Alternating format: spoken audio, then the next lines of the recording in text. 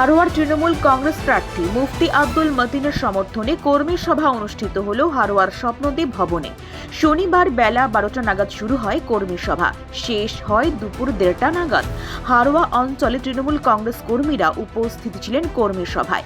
এদিনের কর্মী সভায় তৃণমূল কংগ্রেস প্রার্থী মুফতি আব্দুল মতিনকে জেতানোর আহ্বান জানানো হয়। কর্মী সভায় উপস্থিত ছিলেন হারোয়া তৃণমূল প্রার্থী মুফতি আব্দুল মতিন, হারোয়া ব্লক 1 তৃণমূল কংগ্রেস সভাপতি শফিক আহমেদ মাদার, হারোয়া পঞ্চায়েতের প্রধান, উপপ্রধান সিরাজুল ইসলাম সহ অন্যান্যরা।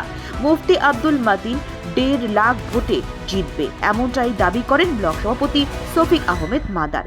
এদিন কর্মী সভার পাশাপাশি হারোয়া অঞ্চলের বেশ কিছু এলাকায় একটি সুবিশাল র্যালি করে পায়ে হেঁটে মিছিল নিয়ে এগিয়ে যান তৃণমূল কংগ্রেসের কর্মীরা।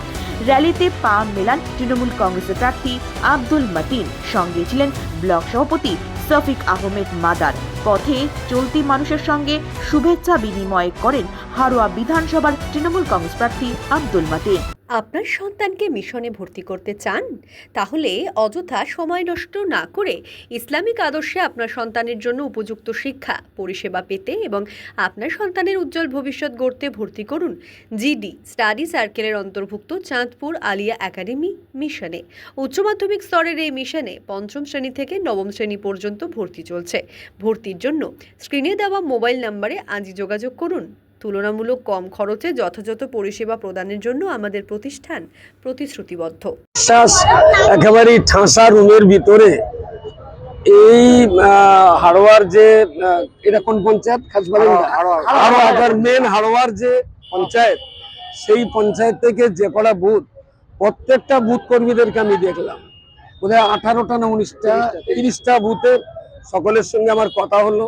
তারা আমাকে সানন্দে বরণ করে নিয়েছেন এবং একটা ছোট্ট র্যালি যেটা হয়েছে, এটা সাধারণ জনগণের নয়, কর্মীদের র্যালি। আর এই দুপুরবেলা মার্কেটে তো লোকজন নেই, তো কর্মীদের মিছিল যদি এই হয় তাহলে সাধারণ মিছিল কি হতে পারে। সুতরাং আমি খুবই আশাবাদী যে মমতা ব্যানার্জির যে আদর্শ নীতির লড়াইটা করছেন এবং অত্যন্ত শক্তপোক্ত একটা প্রোটোকলের মধ্য দিয়ে দলটা পরিচালিত হচ্ছে, তো সেই দলের যারা এখানে স্বেচ্ছা কর্মী এখানে এসেছেন, আমার মনে হয় না ভোট করতে গেলে হাঁকা চিল্লা মারামারি কিছু করতে হয় না, কিচ্ছু করা লাগবে না। শুধু মানুষের কাছে একটু বোঝানো, মানুষকে বোঝালেই মানুষ ভোট দেবে। স্বতঃস্ফূর্ত যে পরিবেশ আমি দেখেছি, তাতে ভোট করা খুব কঠিন নয়। কর্মীরা যেভাবে মেহনত করছেন, পরিশ্রম করছেন, তাতে জয় সুনিশ্চিত। বাকিটা সৃষ্টিকর্তা একজন আছেন, তার উপরে আমরা নির্ভরশীল। সত্যি কথা, মানুষের যে ভালোবাসা, ফুলটা দেয় সবাই তাকে দারুণ সুন্দর দেখাচ্ছে, আর এক একটা করে ফুল দিচ্ছেন, আর আমার মনে হচ্ছে আমি মনে হয় স্টক হয়ে যাবে আমার, যে এই ফুলের ঋণ শোধ করা কত কঠিন। ফুলগুলো খুব তাজা, আমি যদি সেই তাজা ঋণটা মানুষের শোধ করতে না পারি, এটা আমার জীবনের একটা বিরাট বড় ব্যর্থতা বলে এবং গ্লানি বলে মনে করি। আমি বারবার বলেছি, আজও বলেছি, রাজনীতিতে আমার হারাবার কিছু নেই, আমার পাওয়ারও কিছু নেই। আমি স্বাধীনভাবে ভালো রাজ্যের রাজত্ব করছিলাম, কিন্তু সেই রাজত্ব ছেড়ে এই রাজত্বে আসার আমার একমাত্র লক্ষ্য হলো মানুষ আজ নির্যাতিত, বাঙালি জাতিকে রাষ্ট্রীয়ভাবে ষড়যন্ত্র করে বাঙালি জাতিকে কোণঠাসা করবার যে অপপ্রয়াস এবং সেই সাথে সাথে বিভাজনের যে ভয়ঙ্কর রাজনীতি, এটা অত্যন্ত বিপজ্জনক।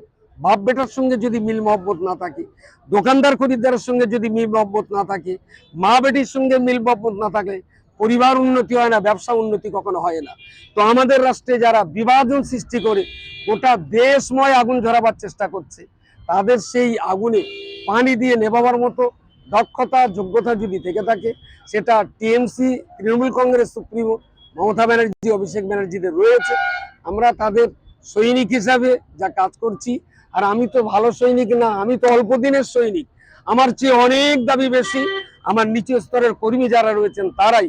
আর এটা অত্যন্ত স্বাভাবিক, দেশের মানুষ যে আমাকে এত আদর যত্ন করে কোলে তুলে নিয়েছেন, এটা নিঃসন্দেহে তারা আমাকে এই জায়গায় সুযোগ করে দিয়েছেন বলেই সুযোগটুকু পেয়েছি, তা নইলে হয়তো পেতাম না। সুতরাং সেই জায়গায় দাঁড়িয়ে এই ফুলের তোড়া যেগুলো মানুষ দিচ্ছে, তাদের হক আদায় করা, ঋণ শোধ করা আমার জীবনের বড় লক্ষ্য। বাকি কতটা পারবো সেটা আপনাদের আশীর্বাদ, আমার সুস্থতা এবং আমার কাজের বাউন্ডারি। আমার কাজের বাউন্ডারিতে যদি অধিকার থাকে আমার কাজ করার, আমি দায়িত্ব নিয়ে বলতে পারি, কোনো প্রতিশ্রুতি নয়, অধিকার পালন করাটা যতটা আমার একজন এমএলএর অধিকার, সেই অধিকারের বাউন্ডারিতে আমি আশাবাদী আমার বিবেকের কাছে, আমি কাউকে ফাঁকি দেব না, বাকি ভরসা করছি তার উপর।